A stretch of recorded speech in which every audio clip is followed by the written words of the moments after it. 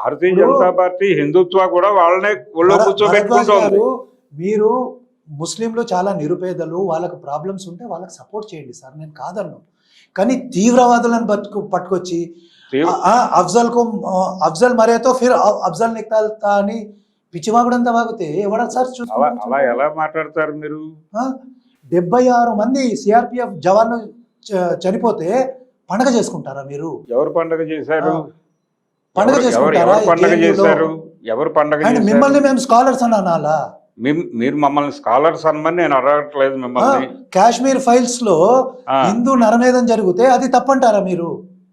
కానీ జరగని నరమేధం గురించి ప్రకాష్ రాజ్ వచ్చి ముస్లింలు వాళ్ళ మీద నరమేధం జరగబోతుందని కాకమ్మ స్టోరీలు చెప్తే మేము వినాలా? ఏది నరమేధం చేస్తున్నారు కాబట్టి ఒక్కరిని చూపెట్టండి, ఒక 10 మంది ముస్లింస్ మతం పేరుతో చంపబడినట్టు చూపెట్టండి నాకు ఆధారం.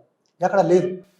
మీరు ముస్లింలను రెచ్చగొట్టి వాళ్ళని తీవ్రవాదులుగా తయారు చేసి వాళ్ళ ఊళ్ళో కూర్చొని కమ్యూనిస్టులే కదా వాళ్ళని వెనకేసుకొస్తున్నారు. ఇప్పుడు వాళ్ళ అసహనంతో వాళ్ళు మాట్లాడిన సందర్భాలు ఉన్నాయి. అసహనంతో కొన్ని చర్యలకి వెళ్ళినటువంటి పరిస్థితి ఉంది. మరి హిందువులు కూడా అలాగే చేస్తే మీరు ఎందుకు తప్పు పడుతున్నారండి? ఏది ఇప్పుడు ముస్లింస్ కు అసహనం ఉంటే వాళ్ళు మాట్లాడాడు, అది మీకు ఇప్పుడు ప్రకాష్ రాజ్ తప్పుడు మాటలు మాట్లాడితే రెస్పాండ్ అయితే ఇక్కడ ఆధిపత్య వర్గము ఆధిపత్య మతము ఉంటాయి కదా.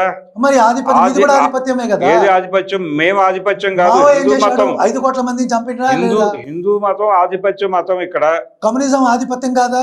ఏది కమ్యూనిజం ఆధిపత్యం ఏం కాదు. మరి 5 కోట్ల మందిని చైనాలో ఎందుకు చంపాడు మావు? ఇప్పుడు ఒకటండి, అదే చెప్తున్నాను. ఇవన్నీ ఇలాంటి నేరేటివ్లు కల్పిస్తారు.